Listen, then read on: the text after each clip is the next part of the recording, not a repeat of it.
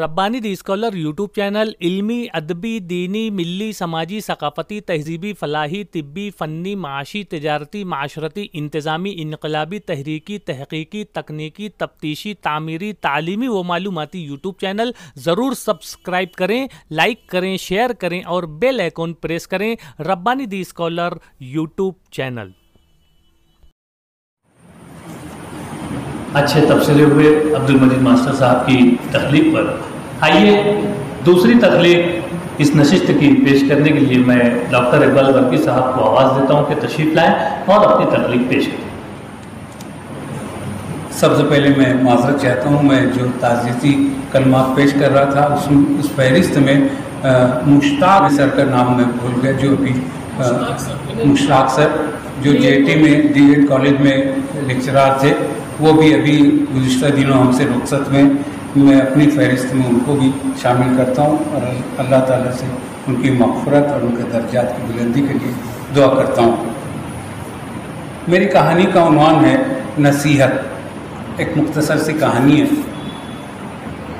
گوارا کر لیں۔ رمیز 5ویں جماعت کا طالب علم تھا۔ وہ نیک، شریف، سیدھا سادہ اور ذہین لڑکا تھا۔ اب تک وہ صرف اول نمبر سے ہی پاس ہوتا رہا تھا۔ اس کی عادتیں بھی اچھی اور پسندیدہ تھیں۔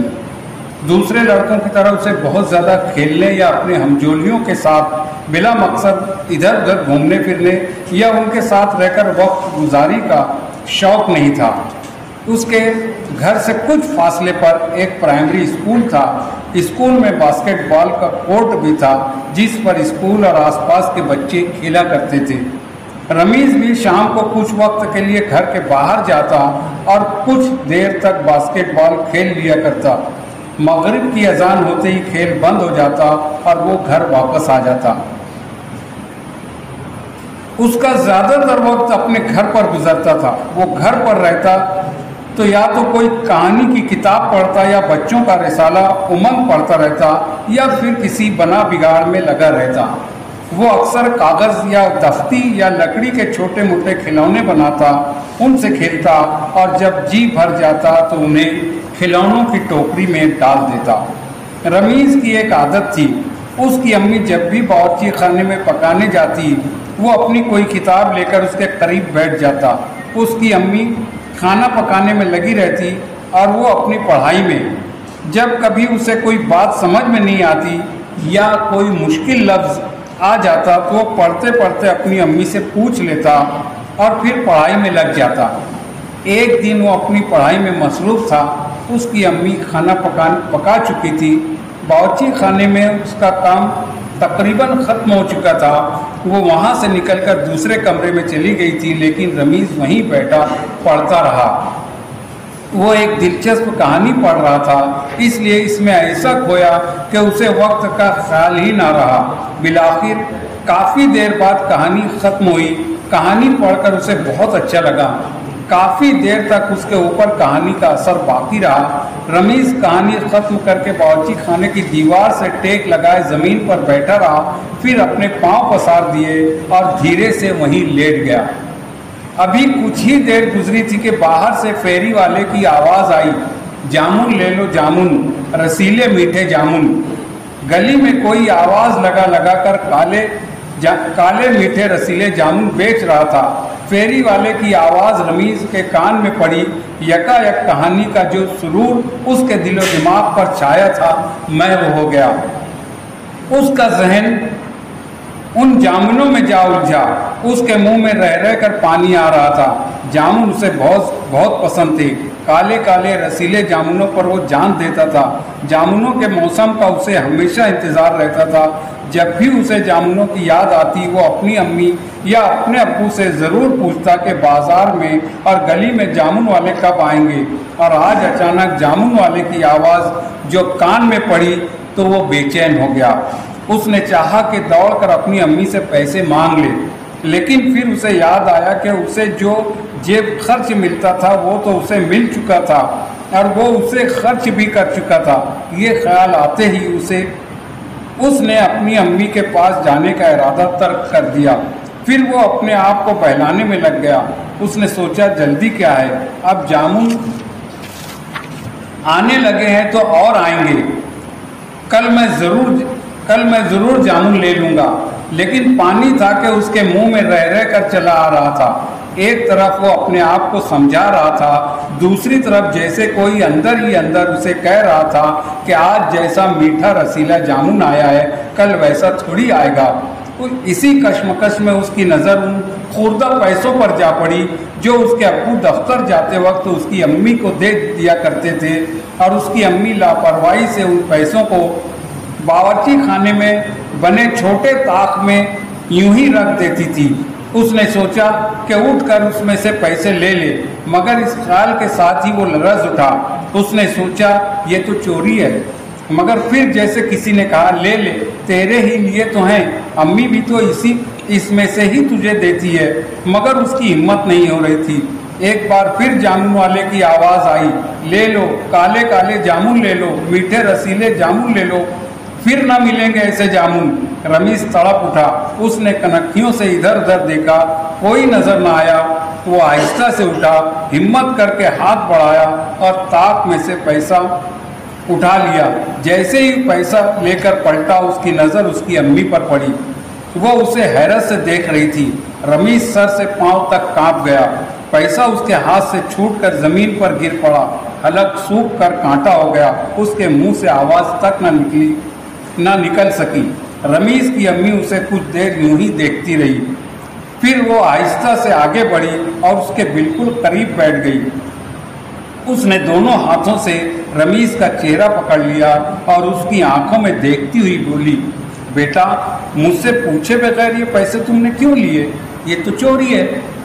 तुम इस तरह अपने ही घर में चोरी करोगे तो हम तुम पर भरोसा कैसे करेंगे? अगर तुम अपने वालिदैन का एतबार हासिल नहीं कर सकोगे तो दुनिया वाले तुम पर कैसे एतबार करेंगे? जब कोई तुम पर एतबार नहीं करेगा तो तुम कैसे जी सकोगे? जिल्लत की ज़िंदगी कोई ज़िंदगी नहीं होती बेटा।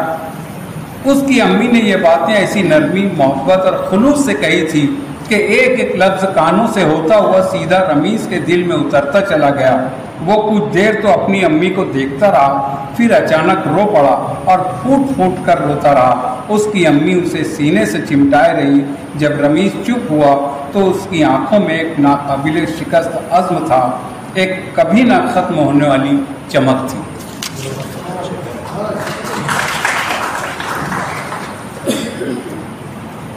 नसीहत, इस उन्वान से अपनी तख्लीक यहाँ पर पेश कर रहे थे डॉक्टर इकबाल बर्की साहब। इस पर जो साहबान भी तबसरा करना चाहें उन्हें इजाज़त है। डॉक्टर इकबाल बर्की साहब जो हैं मुअल्लिम हैं अल्हम्दुलिल्लाह, और बच्चों की नफ्सियात से बखूबी वाकिफ़ हैं। सही मानों में इस कहानी में एक बच्चे की नफ्सियात पेश की गई है कि भाई वो जामुन खरीदना चाहता है, मगर वो उसका जेब खर्च तो पहले से ख़त्म हो चुका है। बहरकैफ वो एक नादिबा हरकत करना चाहता था, लेकिन बाद में उसको शर्मिंदगी हुई। तो इसका मतलब ये है कि उसका यानी घर का माहौल बताया गया कि भाई इसे उसकी परवरिश अच्छे माहौल में हुई है। अच्छा, उसकी अम्मी जो है उसका किरदार ऐसा है कि वो उसको मारती नहीं है, डपटती नहीं है, गाली नहीं देती, बल्कि उसको प्यार से समझाती है। तो मजमूरी तौर पर देखा जाए तो इस कहानी में बच्चों की नफ्सियात के साथ साथ जो है कि इन्हें कैसे तरबियत करना चाहिए यही बताया गया है, इन्हें रद्द-ए-अमल क्या होना चाहिए। बहुत ही खूबसूरत कहानी पेश की है इकबाल बर्की साहब ने, मैं उनको मुबारकबाद पेश करूँ। शुक्रिया। लेकिन एक बात जाते जाते कह देता हूँ मुआज़रत के साथ कि मुझको एक जगह बार बार वो जामुन के जो तकरार जो है ना वो ज़रा सा वो लग रहा था, मतलब, और मैं मुअद्दबाना गुजारिश करूँगा कि ज़रा उसको तवज्जो दे के थोड़ा सा उसको इंतज़ार कर दे तो ज़्यादा बेहतर रहेगा। एक हाँ, थोड़ा जामुन कम कर दे तो मुँह में पानी कम आएगा। अल्हम्दुलिल्लाह, शुक्रिया। जैसे ही सर ने कहा ना कि जामुन कम किया जाए तो मैं बोला उसमें 1-2 किलो आम बढ़ा दिया जाए। डॉक्टर इकबाल बर्की साहब ने जो कहानी पेश की नसीहत, अब उस कहानी में ऐसा नहीं है कि बहुत सारे लोगों के जहन में ये बात आ सकती है कि क्या उसकी अम्मी उसको पैसा नहीं दे सकती, लेकिन चूँकि बच्चों की इसी उम्र में हमें जहनी तरबियत करना होती है, अखलाकी तरबियत करना होती है, कदरों का ट्रांसफॉर्मेशन इसी उम्र में होता है। तो जामुन की जो गर्दान जिस पे मुझसे पहले के जो मुबस्सिर हैं उनका जो भी एतराज़ था, मगर हम ये महसूस करेंगे अगर हम भूखे हैं किसी पसंदीदा खाने की शय की तरफ जहन लगा हुआ है तो उस चीज़ के लिए मज़ीद हम आमादा पाएंगे खुद को, हम किसी भी तरह से कुछ न कुछ ऐसा बच्चों की ज़बान में अगर बोला जाए जुगाड़ करें ताकि वो चीज़ हमें मिल जाए। तो जब तक ऐसी कहानियाँ बच्चों को दरसी किताब में अपनी वही मिसाल दूंगा, जैसे एहसान का बदला एहसान है, हम लोग जब उस कहानी को पढ़ते हैं या बंदर के घर ऐसी कहानी को पढ़ते हैं जिसमें बच्चों के लिए कुछ ना कुछ मैसेज होता है, तो बरकी साहब की खसूसियत रही है कि वो कहानियाँ जब लिखते हैं तो उसमें बच्चों के लिए कुछ ना कुछ मैसेज होता है, बल्कि बड़ों के लिए भी बहुत कुछ इसमें बात पिना होती है।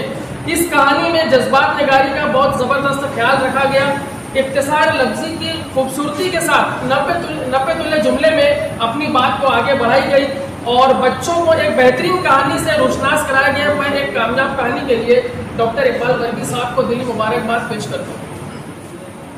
अस्सलाम वालेकुम।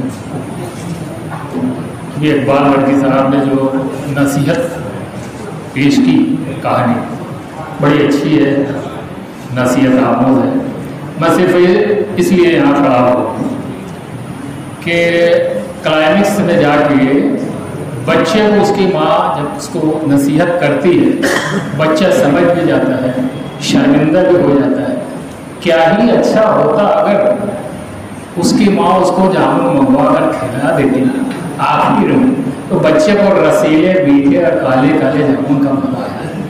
बाकी मैं बड़ी अच्छी कहानी नसीहत पेश करने पर मैं इकबाल बर्की सर को मुबारकबाद पेश करूँ।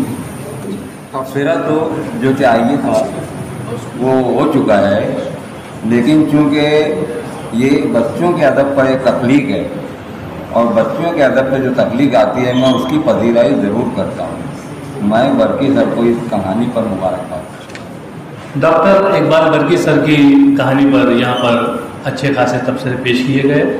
आइए हमारे आज की इस नशिस्त के तीसरे कलम का अंजुमन मुहिब्बान अदब के सर मोहतरम हारून अख्तर साहब यहाँ पर तशरीफ़ रखते हैं। मैं उन्हें आवाज़ देता हूँ कि यहाँ तशरीफ़ लाएँ और अपनी तकलीफ पेश करें। 55, 55 और 95 हर उम्र के अफराद के लिए यकसा मुफीद मुफाद आम्मा का अलमबरदार।